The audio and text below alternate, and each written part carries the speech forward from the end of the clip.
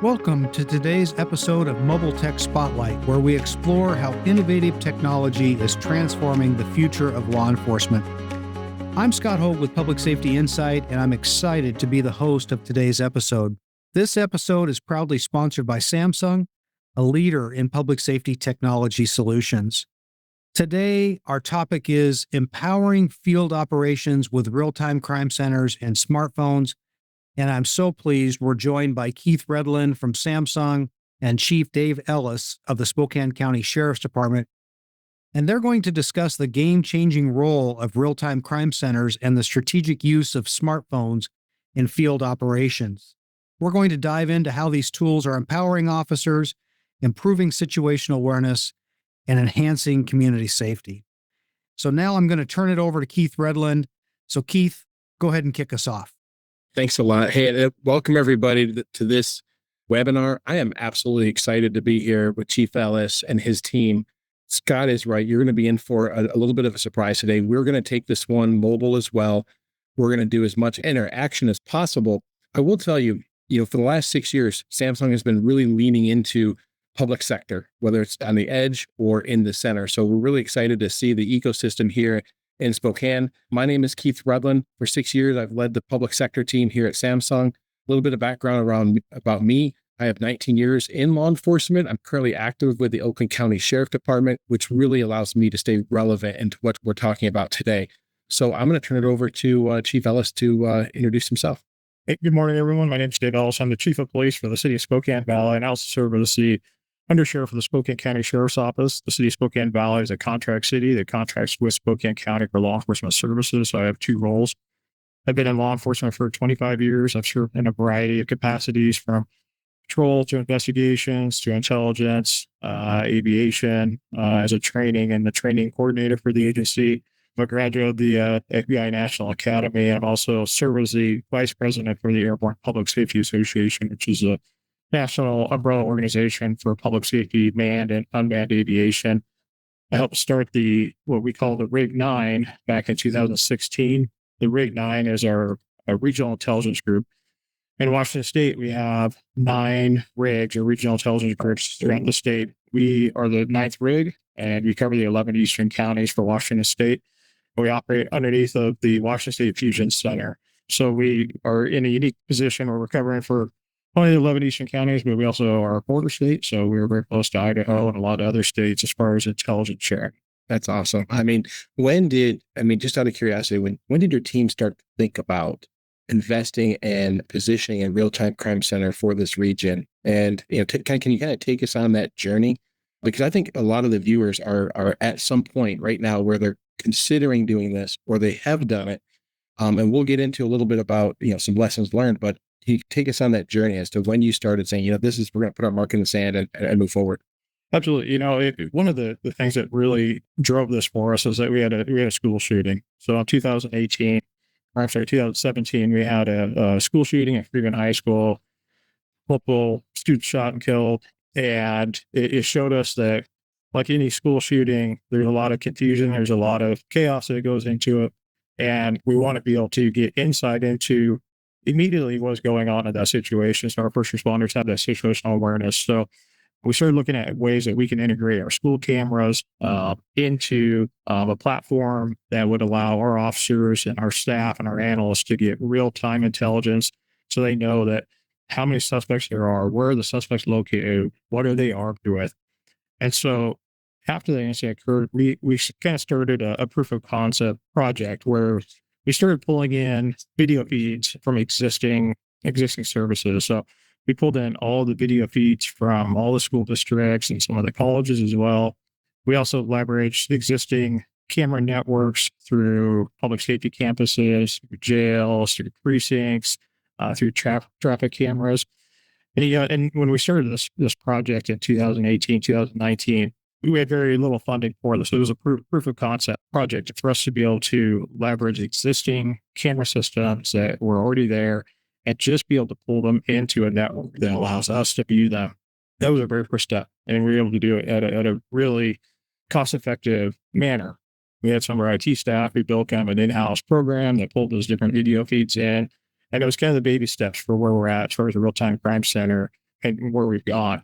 Over the years, we've been able to significantly scale up that project. We received an infusion of $5 million from ARPA funds, American Recovery Plan Act funds, that we've been able to use to scale up this project to where we're at today. And we've gone from our proof of concept, kind of a smaller facility, smaller screens, that kind of stuff, to where we are now, which you see behind me here, along with our tactical analysts. And so in our current setup now, we have tactical analysts that are assigned to the real-time crime center, that are able to digest a lot of the information that we're receiving. It's not just video feeds, it's license plate reader systems, it's social media investigations, tying all that stuff in together to be able to provide real-time awareness for our officers. So let me ask you a question, Chief. So this was well thought out. There was a plan in place. Can you help me understand and help the audience understand a little bit about where did that start?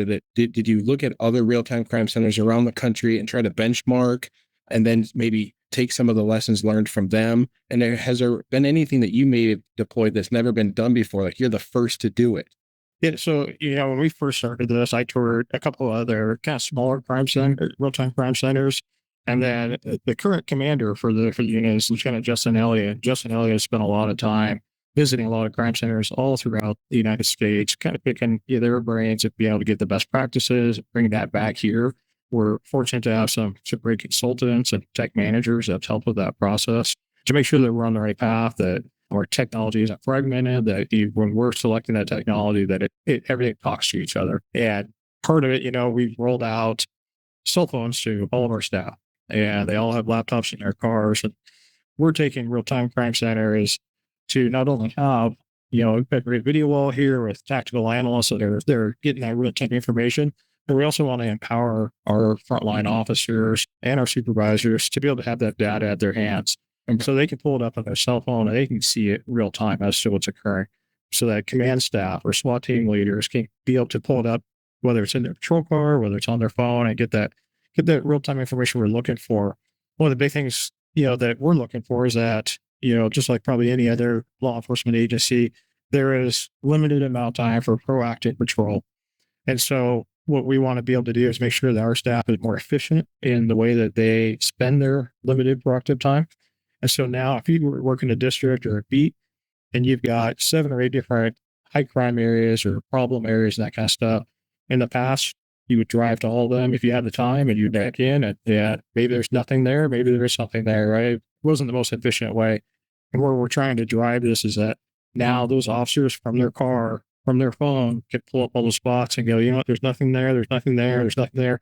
Oh, you know what, at this camera though, there's some activity. And now I'm going to be more efficient in the way that we patrol and we respond and we prevent crime. So I wanted to add to that too, because one of the lessons learned that my agency started to look at how to leverage platforms like Flock was initially when we rolled out the LPR notification system, it was a dispatch only tool.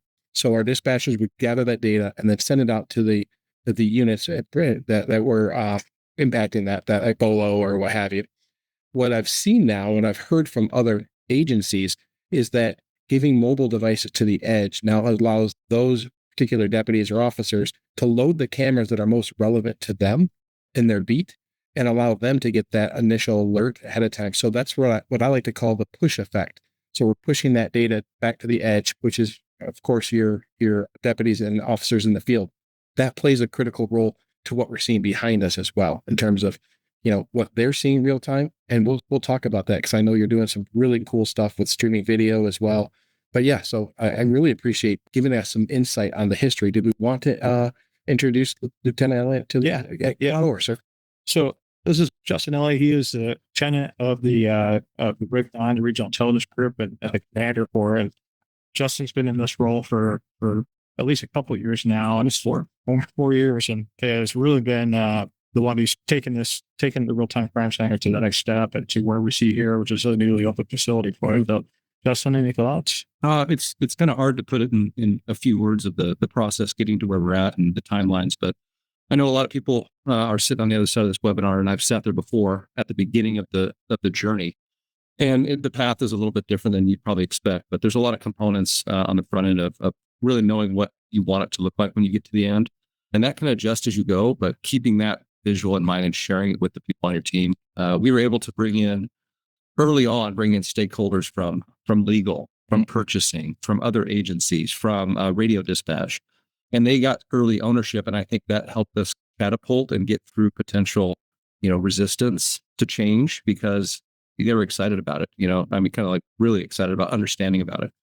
The other thing is communication, internal and externally. For us was somewhat of a media campaign as well.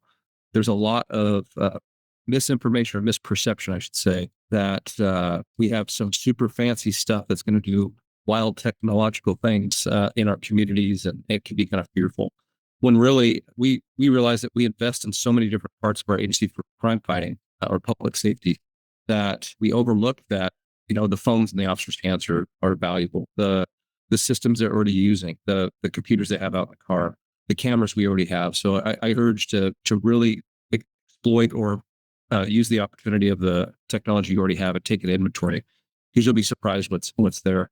And then, just keep focusing on the positives and the wins has been helpful for us, because there's partnerships that we thought were an absolute, it was going to be great, and we didn't get them.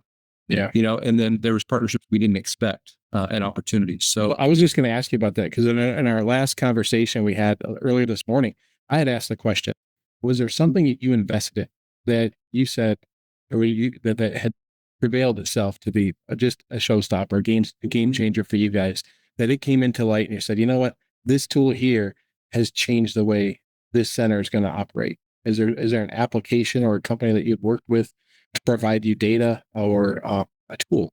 yes, and I think that the timing that you get those, because there's certain systems, if you bring in, they're not very effective if you don't have foundational systems in. Correct. And for example, we chose to go with license plate reader technology first on the front end, Mhm. and then start tackling some of the live video, because we're very low on our live video infrastructure in this region.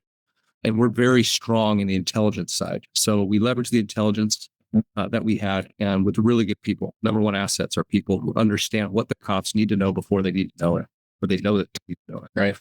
And then the LPR got it into use, got us successes way before any of this was, even the walls were skipped yet. And we were able to implement that and then grow that into, we gained onto the Flock OS system, which was another option for a single pane of glass. Right. And we're also heavy Axon customers with body cams, live streaming. We partnered with DroneSense, and we're able to find a way with them, I think for the first time, to, rig a downlink with a cell phone in the helicopter so that we can have that live feed. And then the other thing I think I mentioned earlier was our camera on wheels was something that was something simple. We took a retired patrol car, we outfitted it. When I say we, I mean the smart people here that do great work. The impact exceeded our expectations. So wait a second. You're able to take a retired patrol vehicle. So instead of maybe putting it up for auction and just getting super low return on it at that point, you were able to make a decision and say, let's keep this patrol vehicle in service, but let's give it a whole new mission. Talk about that for a second. That's interesting. Well, I'll have to go back to, it costs a lot sometimes to go to conferences and travel to other real-time crime centers, but I found that some of the benefits in one relationship or one idea has saved multiple thousands of dollars, way exceeding the cost of those investments. So in 2021, I went to the Real-Time Crime Center Symposium, the inaugural one in Elk Grove, and Elk Grove had a cow, camera on wheels, simple setup, PTZ on top, and I took pictures of the inside. And we kind of worked on it and we talked about it for a while. And once it came to fruition, here in our region, the impact was really good. We did have some captures. And I should back up. It's got when I say PTZ, a pan tilt zoom camera. Okay. That connects to our video management system. And then also our team decided with a dedicated license plate reader camera in that same area. In addition, it has a red and blue light on it. So you're not hiding anything. This is full transparency. No. This is a marked vehicle. One, it's a deterrent. Number two, it also showing the community that you're innovating. And number three, you're able to actually catch data from that and use it downstream. Correct. It's interesting. It's one of those things that between camera trailers and what we call the cameras on wheels is the effect they have in neighborhoods and, to, number one, disrupt crime, prevent it. We would much rather prevent crime rather than respond to it. And how much the neighborhood actually appreciates it. And we rotate them through various high crime areas, that kind of stuff. And one of the most interesting parts is how upset actually the community gets when they're taken out of that neighborhood. Okay, I can see that. There's this crime deterrent, and they like that, and they go, this problem house has never been calmer, and so I really appreciate that. And it's been a great tool, and Lieutenant Elliott and his staff have done a tremendous job of getting multiple. We have 4 of those now that we're able to deploy along with camera trailers all throughout for high crime events, through special events, all types of things. And we want it to be very overt. We want the community to see it, but it's a sign of safety. And we've had really good successes where it is really reduced crime in that area. So I want to pivot because you mentioned something interesting. Your staff here is incredible. I got a chance to meet with them today and yesterday. The one thing I find interesting is that the police work is not something that a lot of people are flocking to, right? No pun intended, but they're not coming to it right now as like, this is what I want to sign up to do. I think when you start to build in this type of center and aspect, you're attracting also a different individual that might not want to maybe put on the uniform and work a beat, but they want to be a part of the fabric of the DNA of what you guys are doing here. Talk to me a little bit about your staff and maybe some of their backgrounds. That would be really interesting, I think, to the viewers to know. Are you attracting new recruits, whether it's law enforcement, so they see a path to coming to work the center from an investigative standpoint, or even entry level, hey, I want to be a crime analyst and this is where I want to begin my career? Yeah, I would say this race car doesn't do anything on the track without good drivers. And everywhere I've gone to, there's a different makeup for every different community and agency that works for them. And typically what I've seen is that it's really powerful if you can have a mixture of law enforcement officers and civilian staff that have the experience to do what our people are doing. With current staffing restraints, we don't have the ability to create positions that need to be on the road. So luckily, we've been able to attract, after a vigorous recruitment campaign, the right people for this unit. And when I talked about, the stakeholders coming in and getting excited early on, extremely important if you're going to build a center. And we did consulting firms. We had a lot of different things in place, but getting that group together, one of those group members was a contracts and grants coordinator for our agency. And she really saw what she loved out of it. She was a prior dispatcher. That's Katie. She's with us here today. And then we also have our next 2 staff are dispatchers with the agency for multiple years. So they understand the culture, they understand the area. I would say that, there's so many things to think in the moment. It's like they're in the call with the officers at times. But they also have to have that understanding of that cognitive deductive reasoning of, all right, where am I going to find value here? How am I going to help capture? And the number one thing is they have to be go. You can bring cops in here all day long, but if they're not out looking for value and hunting to help the other officers out there, there's not all that experience isn't doing. They have to be. I was just going to say, your inaugural team, I would call it, right? This is the core team. It's going to kind of set the bar. And as they pivot from lessons learned along the way, it just keeps getting better. And if I'm entering law enforcement for the first time and I want to become a road officer, knowing that you have a center like this that's working in conjunction with me, that collaboration, huge. Even if I'm thinking about becoming an officer in a neighboring community, knowing that you service the region as an overwatch, so to speak, to help and support virtually, I think that's huge. And I think I was going to say, one of the things that I think as this matures is that this is going to be an increased officer safety tool for our staff. And we're seeing where officers are going to call and saying, hey, live stream my video, right? It's an extra set of eyes. Hey, let's narrate it. Here's a plate. I'm walking right by a car right now. I'm busy right now. Hey, can you run that plate? That kind of stuff. And so this is increased officer safety. We are able to tie in video feeds too from a whole bunch of different sources. We are able to pull in video feeds, as you can see on the back screen, from our drones, from our helicopters, even our bomb squad robots. If the bomb squad robot is disrupting a package, we can see that live in here. And so to your point about recruiting, the challenges that every agency has right now, we think that this will help with that. And that now prospective officers go, this is a safer place. I have the ability for this great staff to live stream my video and provide a second set of eyes and back me up to help some of my workload when I'm dealing with chaotic situations. Well, you're going to laugh, but I'm going to say the Q word. It's the last couple of days I've been here, it's been pretty quiet. And I'm saying that just because it's not a dispatch center, and I want to make sure that the audience be quiet. I'm sorry. I did it again. He's going to be asking. I'm going to be asked to leave this session, but no, I've been really impressed with the fact that you're not hearing the dispatch clutter, the radio traffic. Yeah, they have headsets on, they're paying attention, but I just found it to be, a place where they're focused and they're looking, they're listening. And I just found that was a takeaway for me yesterday and spending some time with you up here. Yeah, they're combing through all different, inputs coming in and seeing where their value be.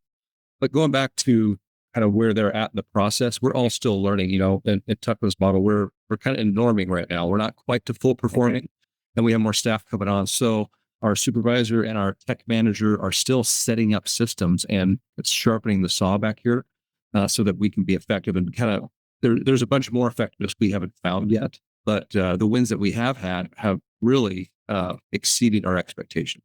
So I was going to ask, and now, Dale, I don't know if this is a good time. I mean, should we take this mobile and just have that virtual tour with Chief and Commander Elliott? Yeah, I think this is a Let's fill the audience. Okay. Well, excuse the disconnect from the camera here. Maybe a little jittery for a moment, but we're going to stabilize it here. So why don't you take us tour, Chief? Yeah. So you can see a variety of monitors and screens here showing the different things. So this talks about where our current assets are. We have our CAD screen here, so we can identify where all of our patrol officers are. You're going to see in this upper left screen, that is a live feed right now, currently from one of our drones on a patrol mission right now. You can see to the right of it is live video from one of our helicopters. All of our video assets we can tie in. So like I said, helicopter, drones, even the bomb squad robot, we can get that live video. You see down in the lower corner is our flock system as far as our automated license plate reader system. So anytime we get alerts on stolen vehicles, amber alerts, silver alerts, those will pop up and be able to tell us exactly where they're at. You can see where all of our units are, where cameras are. And when we have a situation where, let's say we have a flock hit and it says, hey, there's a stolen vehicle here, our technical analysts who do a tremendous job can be able to go through and guide not only the helicopter in, they can check other camera sources and say, you hit on this location with the stolen vehicle, continuing north. Okay, now he's hit on this next location. So it buys us time to be able to guide maybe a helicopter in, maybe guide a drone, guide in patrol officers, be able to make contact with that stolen vehicle. Let me ask you a question. So each one of your analysts here, they have access to, just common work tools, but talk to me a little bit about, they're backing each other. They can have the exact same set of tools, whether it's brief cam or CAD data. So they all have the same. Yep. And you have enough workstations here that you can expand. Yeah, we have 6 workstations here, and then also a viewing area for command staff. Well, talk to me about your Captain Spock, Kirk. This is intriguing. First, I'm into this part. Yeah, that's so one of our can we get behind this for a second? First of all, this is a Samsung interactive board. So think of this as just a very large tablet that allows you to interact with the data. Dustin, can you walk us through this? And yeah, absolutely. This is it's essentially just a PC that's running any of the applications that we have, same applications that are available to all of our analysts, all of our command staff. The idea behind it being that our operators are busy doing the work that they need to do here. But inevitably, when a large-scale incident kicks off, we're going to have command staff up here interested. This is kind of the nerve center of everything. So they're going to be up here and they're going to want to know what's going on. This system allows them to log into the computer just like any other computer, and then have situational awareness and be able to see what's going on, see the same thing that the analysts are doing without disturbing those analysts. So they can observe, but not interrupt. That's kind of the entire purpose behind this. Right now, what we're showing here is our fire evacuation dashboard, which will helps us in the event of large-scale wildfires like we had last year, helps us manage those events. And that's sort of the situational awareness tool that we have up here right now. Some of the other things you'll see up here, you can see some of our body cams live streaming right now. See the officers are going about their work. Again, this is a great opportunity, number one, to provide real-time situational awareness to commanders, to supervisors as to what that situation might be, and it's to increase officer safety. If we have a situation where an officer's not responding, we can live stream in, we can see, is there a problem? Do we need to get him back up immediately? You can see a little bit to the right of that, we've got a lot of our traffic cameras in there as well. So Department of Transportation, some of the local ones, so we can get that, if we have a license plate hit, we can start tracking that vehicle. So let me ask you a question. So, I mean, yesterday you mentioned if the deputy's on a high risk stop, for instance, they can just mic up and say, hey, can you guys live stream me this one? I want you guys to see what's going on real time. Send me a supervisor car, but also everybody's starting to see what's happening real time. Just another set of eyes, just someone else to kind of watch his back virtually. And so very helpful, and same thing. If we have a SWAT situation, maybe our SWAT team will be all wearing these, or whoever might be there. The SWAT commanders or the commanders can see real time. What are they dealing with? What is, rather than them having to get on the radio, maybe be distracted a little bit of that. They can see it themselves. But talk to me about training. So all this data is being gathered, right? So whether it's a high risk stop or maybe it's a tactical situation, all of this data is also digested into perhaps better training. And that improves safety as well. You talk to me about that. One of the best ways is when we have this critical incidents is we debrief them. And so, previously it would be a lot of conversations, very helpful, right? But pictures, say 1,000 words and stuff, to be able to have that video to go back on, be like, hey, what worked really good here? What could we clean up? What could we do better? And so it just enhances our training program, our ability to debrief. We use it for our trainees too. There's a lot of things that you might, even though you're right there, you might not see, and you might have missed it. So for a training officer to be able to go back and review this, be like, hey, did you see what's kind of going on over here? Did you miss that, or did you see that? And be able to kind of, again, increase our awareness for them. Yesterday we talked a little bit about the assets that you have invested in and deployed. And one thing that was just really impressive that you had said is everything that we can do here, we can do in the field. So that's extending that experience to the mobile. And all of your these officers, they have a mobile device and they're very familiar on how to use it. I mean, we all use our cell phones every day. So they're very comfortable and familiar in using mobile to the edge, that and bringing that data back to you. Yeah, and that's the direction we want to go. We want them in their car with their cell phone, with their laptop, to be able to have the same information that our analysts do. And there's going to be times where we're not going to have a technical analyst working. There's going to be times that they're going to have multiple calls going on at the same time. So we want to empower our frontline officers to be able to kind of tap into this technology here and be able to do it themselves. Anyone can go through and pull up, and say, there's nothing in these parks, or hey, there is activity there, right? That's something they can do at their level without the assistance of others. So to be able to connect this technology just empowers them to do what they want. One of the big things that you've seen is the ability to leverage private industry camera systems. There's no way that we could ever afford to be able to put in all the cameras that we want in high crime areas to help us address it. And so by our partnerships that we have with the private sector, we will reach out to them. And if they're experiencing, let's say you're at a gas station, you're having problems with drugs or prostitution parking lot, right? And you have a camera system, you can voluntarily opt that video feed into your, and it will provide an extra set of eyes as to what is going on. So I've heard this before in other big cities. They call it Project Green Light, Project Blue Light. Talk to me a little bit about maybe a visual deterrent. So let's say some knuckleheads out there, like, we're targeting this 7-Eleven all the time because it's a good meeting spot for doing nefarious things.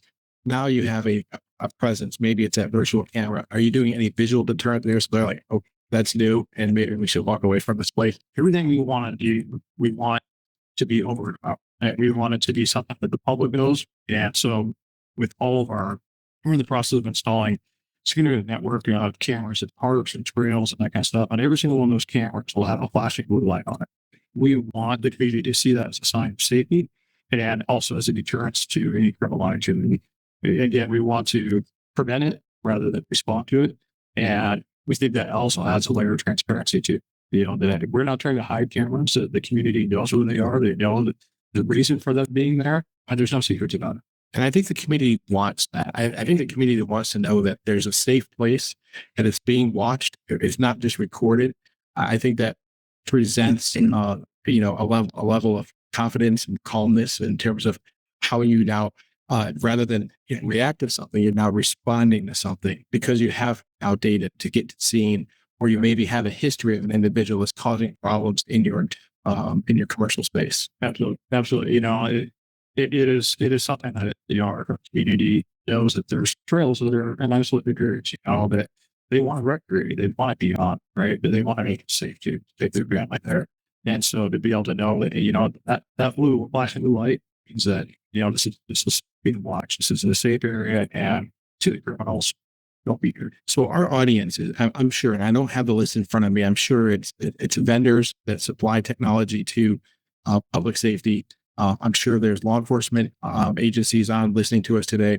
What would be a message to maybe a vendor that you and I've had talk about, how to maintain your relevancy in this space. And you heard from Brad earlier talk about our investment in this space and long-term investment and partnership. Where does that, in your mind, what would your advice to vendors be looking to really invest in this space? I think one of the biggest things is interoperability. Can you work with all the other systems that we have here?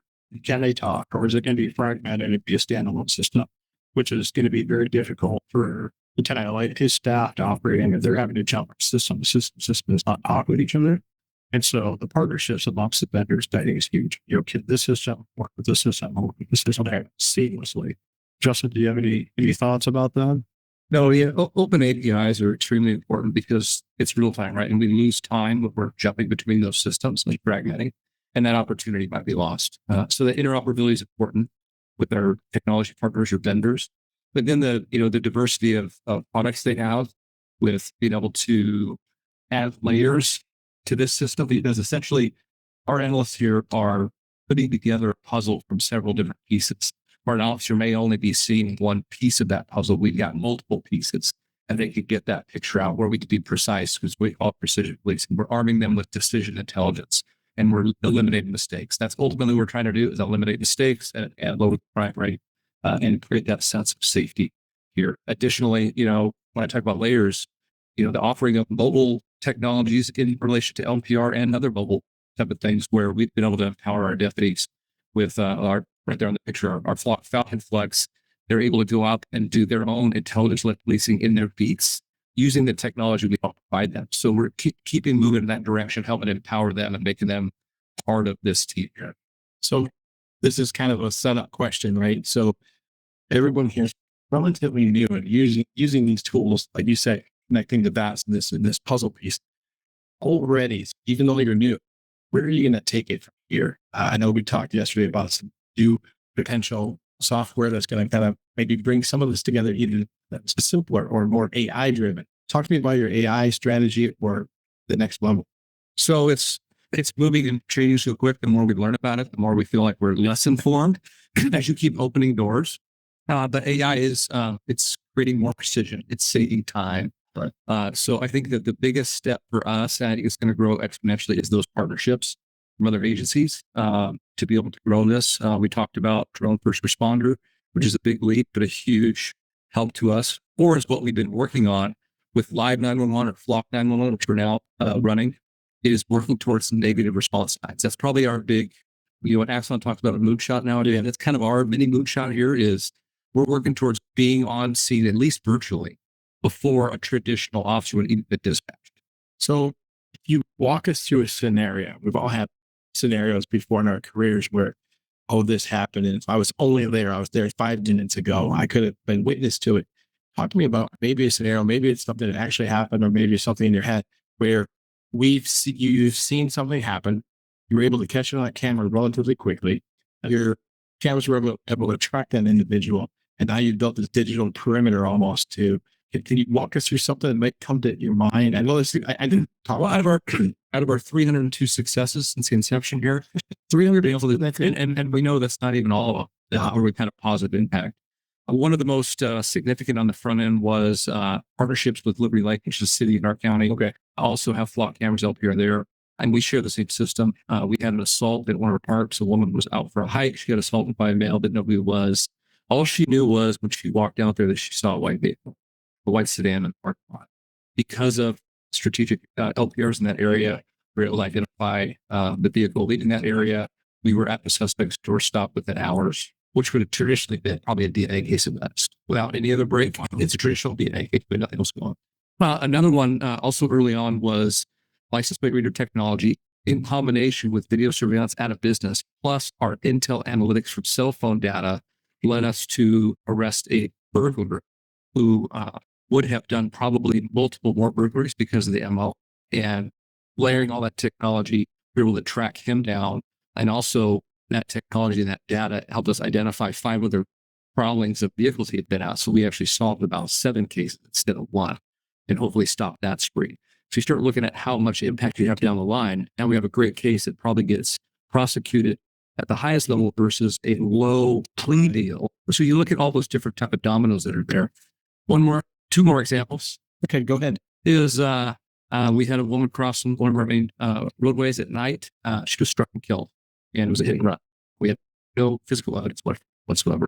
Luckily, we'd had our street cams that were recently plugged in, and we were able to see the vehicle, and a detective identified that vehicle in the neighborhood and was able to solve that case, which might not have been solved. And lastly, sometimes it gets forgotten that this technology also, with identifying the truth and being precise, helps us identify when somebody isn't involved. So we've had technology where somebody was a suspect in a disappearance of their wife. And we found through technology, we were able to find that he was in another part of the country during that time. He was ruled out. We had a murder with a neighboring agency. The license plate camera identified a person in a vehicle with a partial plate only because of the AI analytic ability to identify that vehicle. And at that time, that agency had 6 other potential suspects. Those individuals were ruled out. So that's additional interviews and interrogations and lives affected by getting that subject identified quickly. So that's incredible. We were just talking about this on our last conference about the return on investment. And just in those 4 scenarios, you start to think about the man hour that you're going to apply to just beginning those investigations. And then now you're directed to a more maybe a potential suspect, and you can start narrowing down your investigation. I can't think of a better ROI than one. I mean, being there as a digital advocate for someone who is involved in a hit and run and being able to say, hey, nobody saw it, but we did. And I think that's pretty incredible. So, Dale, back to you. I want to see if, I mean, we kind of just took the same road with it today. Has there been any questions or interaction from the audience?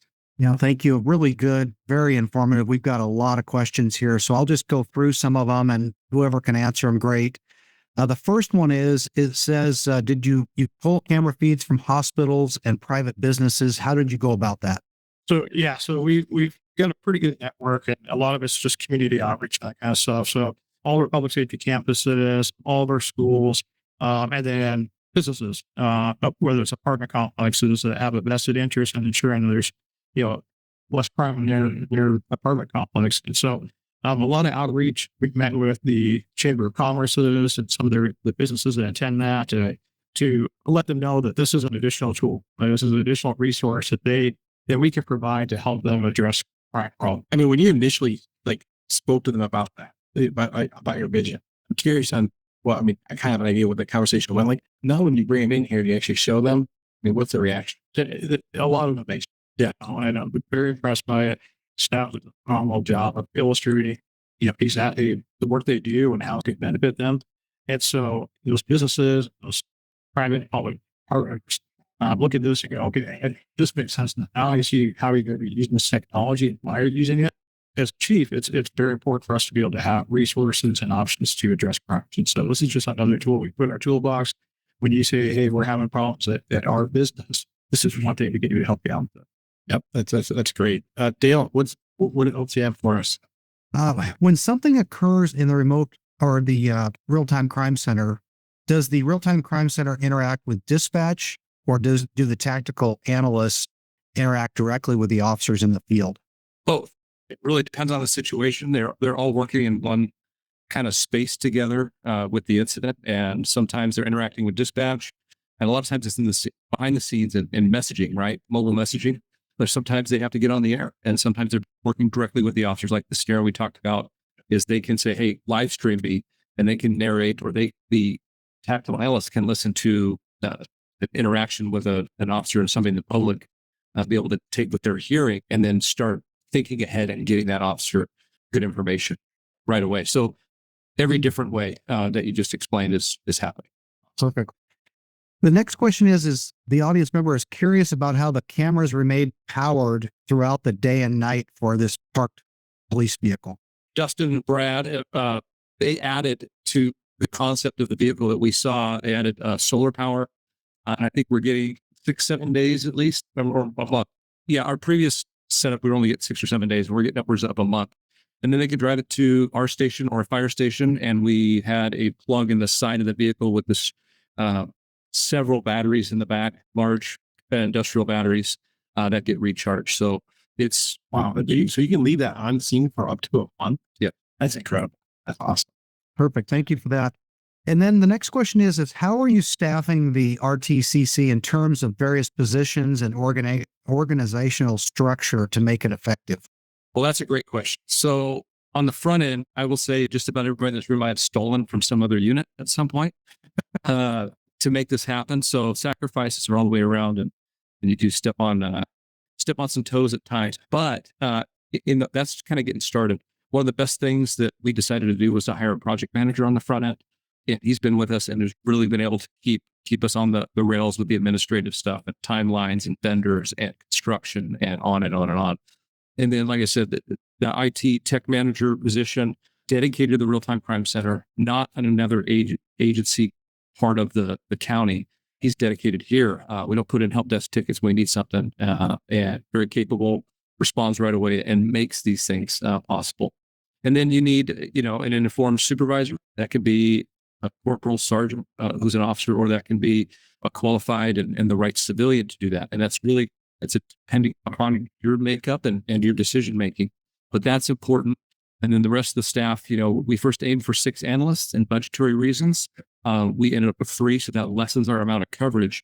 But we're going to start staggering those shifts so that, number one, we can cover school hours, because school threat response is one of our biggest community violence prevention goals. And then also covering the busy types of our shifts based on the data that we have from crime analysis. So we're just kind of melding that all together now to get it right. But I can tell you, they all spent most of the last 2 weekends working the interstate fair and adjusting their schedules to do that. And we're very effective in assisting that operation. That's awesome. Great. Got a handful more questions and a little bit more time. So the next question is you've mentioned the utilization of drones, LPR, CCTV, and other technology currently used in the field. What are the various other inputs you're employing currently or want to employ in the future that will bring more value to the center? So what else are you going to bring into the center that you haven't now, I guess is the question.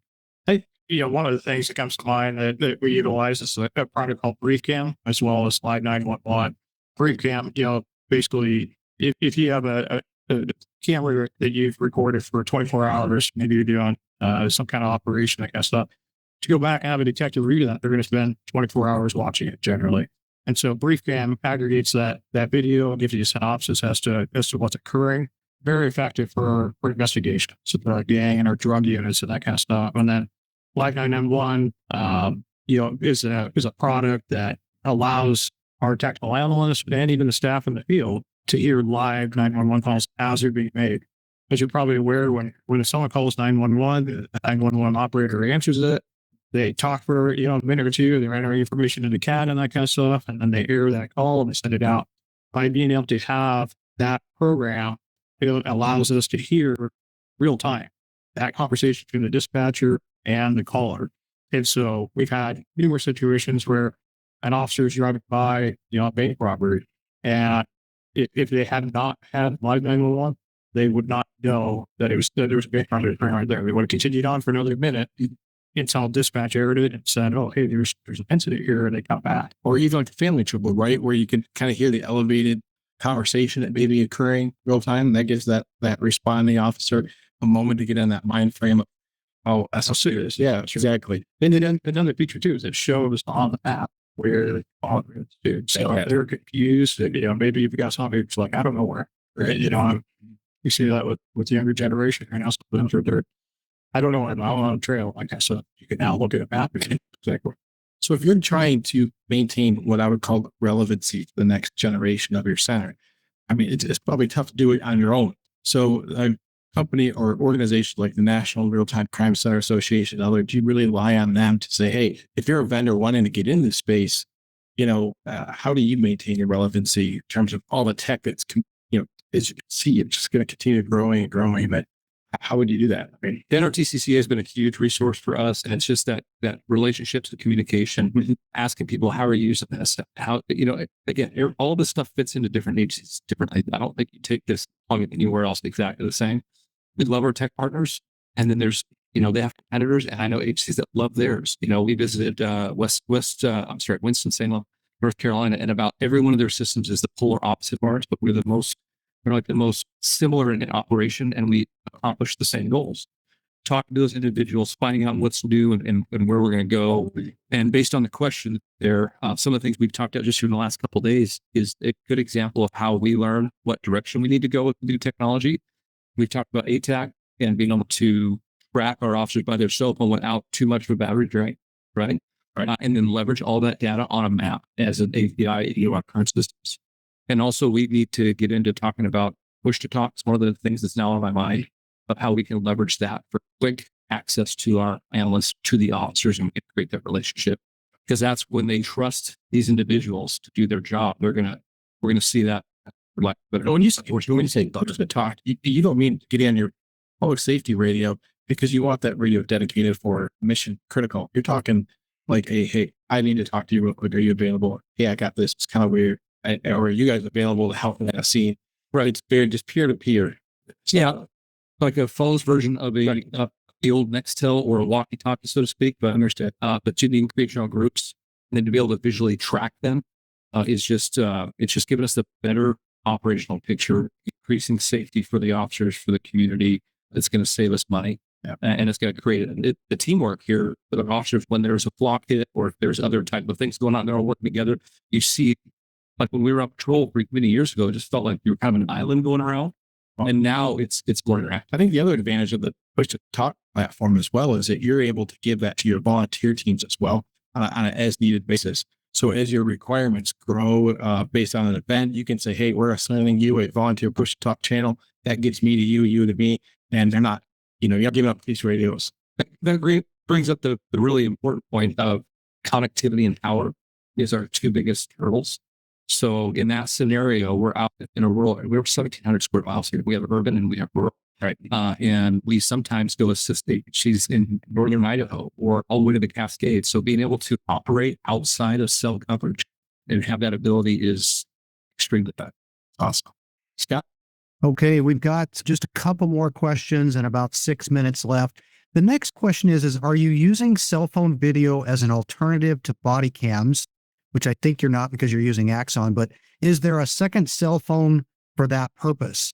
And maybe this would be a good opportunity for Lieutenant or Chief to talk about your smartphone program and the benefits that brings to your agency. We years ago went through and issued a cell phone to every single one of our members, allowing them to always be in contact with the agency as needed, to be able to have that information at their fingertips. And as we continue to grow, to be able to start pulling some of the information from the Real-Time Crime Center, for whether it be video feeds or whether it be stolen vehicle, license plate alerts, block alerts, that kind of stuff. So it's been very critical for them to be able to have that at their fingertips, to be able to, if they need to, access it at any time. If they're working a case and all of a sudden, hey, my homicide suspect vehicle just hit, I can get that notification immediately. And as an investigator, respond and start getting prepared for that. So it's been very critical for us. To your question about streaming on cell phones and that kind of stuff, we do have the ability through drone sense. Justin, you might kind of talk a little bit about the capability of that, even though we do have Axon, so we do stream that way, but there are some benefits to it.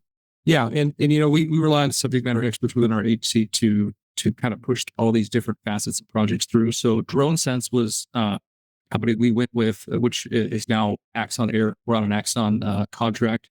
It's been very beneficial, and the access to everybody to have live drone feeds. Well, Corporal Welton, one of our SMEs when it comes to UAS drone operations, he's typically saying like, that's not the right name for them. I shouldn't use Drone Sense. It's because it's bigger than that, right? We run intelligence operations too. So we have protests, we have other surveillance operations. Our deputies and our detectives can use their cell phone to live stream just as if they were a drone in the same manner. So we have that ability to apply it in several different ways.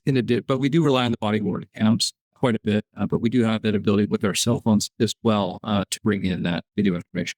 Good. And then the last question, we'll close it out with this, is are you integrating your mission critical PTT with your LMR so that the officers can talk via their land mobile radio with the smartphones? Are you doing any integration there, or have you thought about that? Not at this time. I mean, all the different capabilities, again, the more I learn, the more I realize I don't know. So that's one of those things that we have to look at how that fits in cost-wise, energy-wise, and what effectiveness is involved there. But we're always excited to hear about somebody that's using it in that way and how we can make our mission better. Great. Well, we're at the end of our time. We've got more questions, but we'll have to get to these folks at a later time. Keith, I want to turn it over to you for just some closing thoughts. Yeah, well, for the audience and for our guests here today, thank you so much for attending and hosting this session today. I thought the last 2 days of just us interacting was extremely insightful. One of the things I've learned is that for the audience going on this journey, you're not doing it alone. There's the associations that are out there that you can plug into, and certainly those agencies that have done this. And I've traveled the country and spoke with most of the top 50 agencies in the US here, and they all have some efforts either way. So lessons learned are often shared. And even when I talk to the chief and lieutenant here, they've been to other agencies. So everybody's pretty welcome, not to go on the ledge and say that you would welcome other agencies in your center. So really, that's what I wanted to say. And be safe out there. And we'll see you on the next webinar session. Real quick, just a couple of things. Keith, if someone wants to reach out, wants to get more information, or Chief, can you give an email address or some way that they could contact you if they want to know more about this topic? For me or for the chief? Maybe both. Okay. For me, you can reach me at Keith, Keith.Redlin, Redlin, at sea.samsung.com. Or you can just visit samsung.com/public safety, and you'll be able to connect with me there. For myself, it's DJ Ellis at SpokaneCounty.org. So DJELLIS at SpokaneCounty.org. Perfect. And for the Real Time Crime Center, RTCC at SpokaneSheriff.org is working. And you can always get a hold of me on LinkedIn, or any of these individuals can get you linked to me. And so you don't have to write down too many email addresses. So yeah, get a hold of us anytime. We'll help any way we can. Thank you so much. And this webinar was sponsored by Samsung, and we really appreciate everyone who attended today. And special thanks to Chief Ellis and Lieutenant Elliott for their help and their participation in making this happen. Have a great day, everybody. Bye-bye.